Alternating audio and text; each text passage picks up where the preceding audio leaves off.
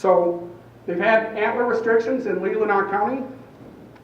That's a small peninsula right at the little fingertip of the mitten. That was 3 points on a side, instituted in 2003. The yearling harvest before was 65%, and within a few years it was 30%, and has maintained 30% since then. 3.5 and older harvest was I made a mistake. I knew I would. I knew I would.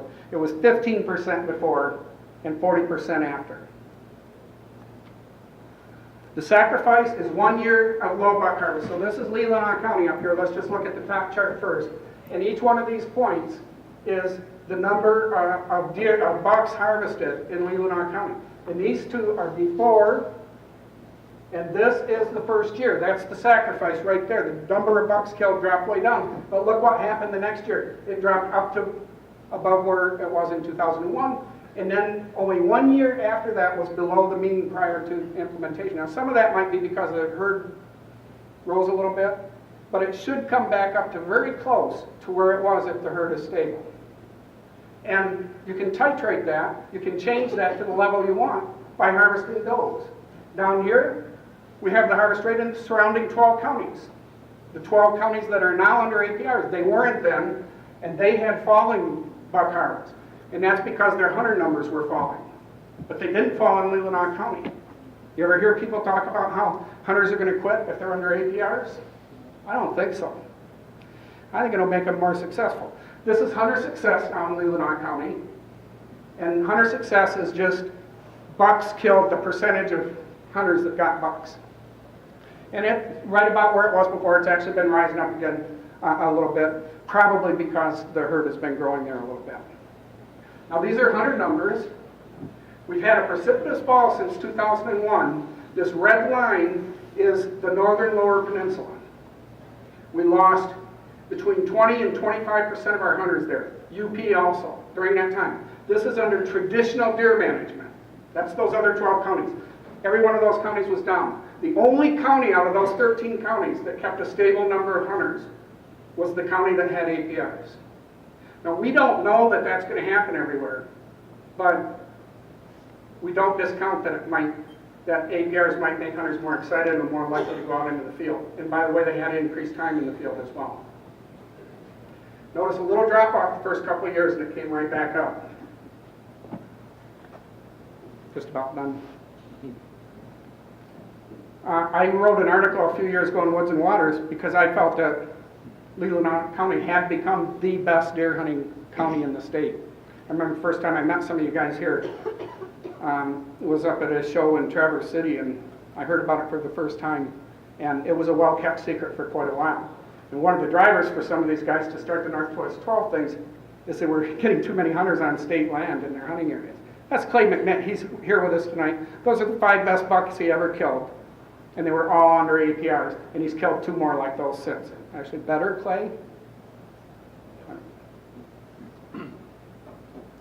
Now we go to the Northwest 12 counties, 3 point on a side in 2013, supported in a survey by 68% of hunters, and we're in the 3rd year, and this is what happened to the percent of yearlings, and I'm comparing them to the NLP, the Northern Lower Peninsula. We had 2 bad winters there, so the yearling harvest was going to drop for a couple of years anyway, but the drop was precipitous. It was higher beforehand for the Northwest 12, and it dropped to much lower, down to about 20 to 30%. Look at 3.5 and older bucks, we went from 15% up to close to 40%. Massive changes, massive. And we're hearing it all, just the buzz on social media is just amazing. Hunter numbers have been tracking. They were actually a little higher earlier in the 2000 decade. They've been tracking nicely between the Northwest 12 and the NLP. We might have a little drop off there, but we saw that in Leelanau County too. We need to wait a couple more years and see if that recovers. My guess is, with everything we're hearing this year, that next year that hunter number is going to jump up. Hunter success on bucks. That dot right there is a drop-off. That's the one sacrifice. They came right up. They were tracking with the Northeast Florida Peninsula when they came right up the second year. So you're back in business. Rather than only having a 20% harvest of bucks like they do in Ohio, we can continue to have a 30% harvest of bucks, only they'll be older. And you just need 1 year to sacrifice to do that. You don't have to sacrifice every single year like they do in Ohio. And this is both sexes. So both sexes dropped off. Nobody is losing any venison there. So I'm going to conclude this with 1 buck rule probably will not help Michigan, and it's probably not doable. Anybody spending time advancing, and I hope you'll carry this message for us. Anybody spent time advancing the 1 buck rule in this state is not paying attention to the thing that we all want, which is advancing age structure by a means that we know does work in this state. And there's only so many activists. So if we split the activists in half, we have less influence. Leelanau County was a phenomenal success. Buck age structure was advanced. Hunter enthusiasm and support was high. Over 72% of their hunters were in favor of continuing after 5 years under APRs. And they were the only county in that region where hunter numbers remained stable. Preliminary results from the Northwest 12 are tracking very close with Leelanau. Years 4 and 5 will tell us if hunters are embracing this. And again, I'll make a prediction. We're going to see hunters uptick over the next 2 or 3 years. Hunter recruitment, retention, and reactivation of former hunters are crucial for the future of Michigan hunting. We think that APRs are the answer for Michigan. We're hoping for a APR across the state.